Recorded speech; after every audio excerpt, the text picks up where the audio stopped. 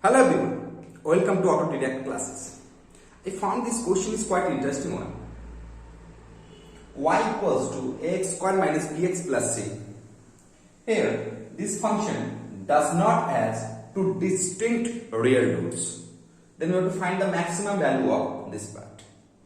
First of all, just pause the video and give a try to solve this one. And when you will be ready, just watch this video. খুব সুন্দর একটা question quadratic equation থেকে না nature of the roots क्या होता है nature of the roots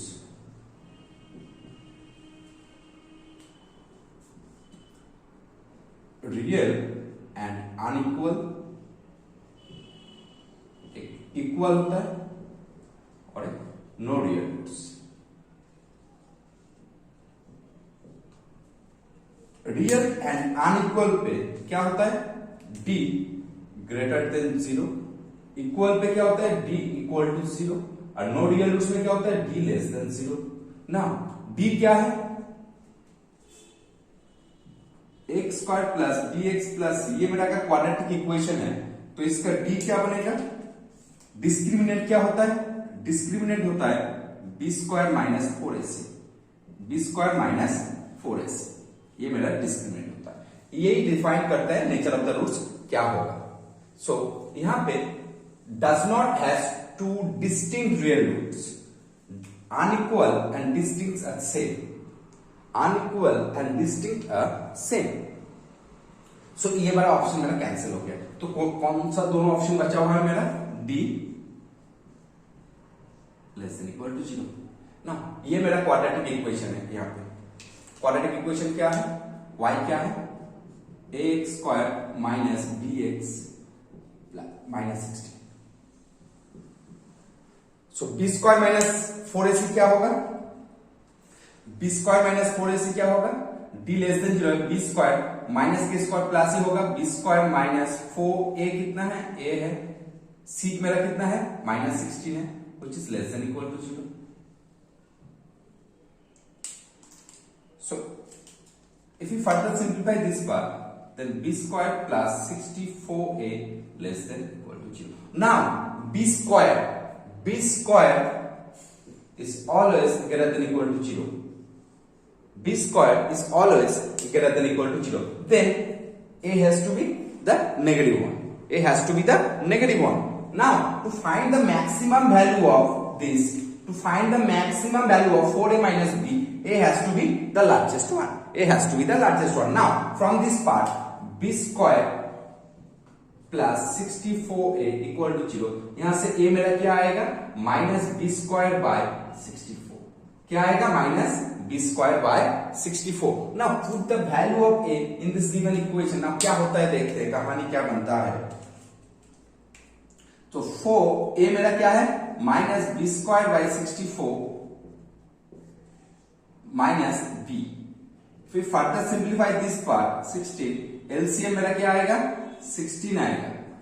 so minus b square minus 16b। इसको थोड़ा ध्यान से लिखना पड़ेगा थोड़ा ध्यान से लिखने से ये वाला काम खत्म हो जाएगा। देखो minus b square minus 16b यहां पे हम लोग माइनस 64 एक दे रहे हैं और एक प्लस 64 दे रहे हैं बाय 16। ये 64 इन 64 कैंसिलेशन हो जाएगा तो सिंपली यहां पे अगर 64 कॉमन ये 64 माइनस कॉमन लेंगे तो क्या बनेगा b square minus 16b plus 16b plus 64 by 16। ये होल स्क्वायर का फॉर्म है a plus b whole square का फॉर्म है ये वाला a plus b whole square का फॉर्म में इसको लिखो तो क्या बनेगा 64 माइनस b प्लस 8 इसका whole square by 16। Now to get the maximum value of this part, then this part has to be how much? This part इसको क्या होना पड़ेगा 0 होना पड़ेगा। ये कब 0 होगा when b equals to minus 8। b equals to minus 8 पे ये हम लोग का क्या होगा 0 बनेगा। तब ओनली क्या बचेगा 64 by 16 इसका वैल्यू क्या होता है 64 by 16, इसका वैल्यू क्या होगा 4. So what is the maximum value of this part, which is how much 4. Maximum value क्या होगा, देखो नो डिस्टिंक्ट रियल रूट, इसका मतलब क्या होता है, नो डिस्टिंक्ट रियल रूट्स, मतलब ये वाला concept, no real root and distinct भी, ठीक है. इसका मतलब होता है the function is either increasing और decreasing, the function is either increasing और डिक्रीजिंग, ऑलवेज पॉजिटिव और ऑलवेज नेगेटिव, ऑलवेज पॉजिटिव और always negative, since it never cut the x-axis, since it never cut the x-axis. No distinct real root का ही मतलब है the function is always positive or always negative, ठीक है. Since it never cut the x-axis, का graph plot करेंगे तो we can easily visualize this part. Okay, so this is the correct answer of this question. How much it is? Maximum value of this part is how much? 4. So thanks for watching this video. If you want such kind of more math videos, to get such kind of more math videos, you have to follow and subscribe this channel. Thanks for watching.